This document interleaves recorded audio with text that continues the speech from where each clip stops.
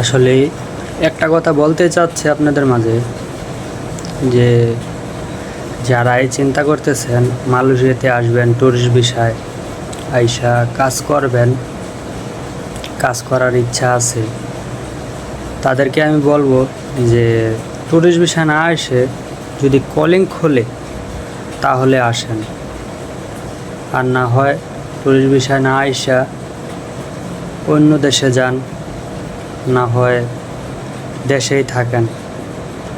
কারণ মালয়েশিয়ার এত পরিস্থিতি খারাপ যাইতেছে যেটা বলে বুঝাইতে পারবো না আপনাদেরকে। কারণ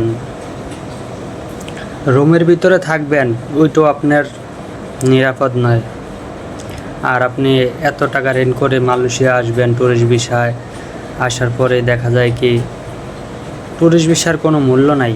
ট্যুরিস্ট ভিসা না, আপনার যদি ভিসাও থাকে তাহলেও আপনার কোনো মূল্য নাই, সেফটি নাই, রোডে ঘাটে চলাফেরা করতে পারবেন না, যেটা অনেক ভাই পেরাদার আছে যারা বুঝতেছে।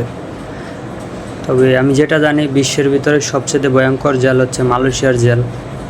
তবে আপনার ভিসা থাক আর না থাক, মালয়েশিয়ার ইমিগ্রেশন পুলিশ যখন ধরবে আপনাকে, আপনার ভিসা থাকলেও আপনি মিনিমাম 14 দিন জেল খাটতে হবে। আর 14 দিন জেল খাটা মানে কি, আপনার জীবনের 14 বছর আপনার জীবনটা চলে যাওয়া। এত পরিমাণ ভয়ঙ্কর আর এত পরিমাণ কষ্ট যেটা বলার মতো না। আর যাদের ভিসা নাই তাদের কথা তো বাদই দিলাম, তাদের জীবনটা অনেকই খারাপ। যেমন আপনি ট্যুরিস্ট ভিসায় মালয়েশিয়া আসলেন, আসার পরে কাজ করলেন, ধরা খেলেন, না খাইলেন, আপনার ওইটা টেনশন থাকবে, রুম থেকে বাড়িতে পারবেন না, ওই বিষয়েও টেনশন থাকবে।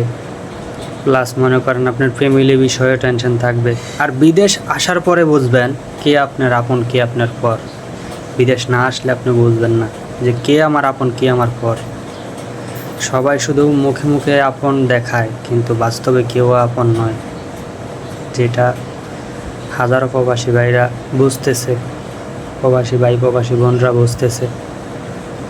বিদেশ আসার পরে বোঝা যায় কতটা আপন কতটা পর।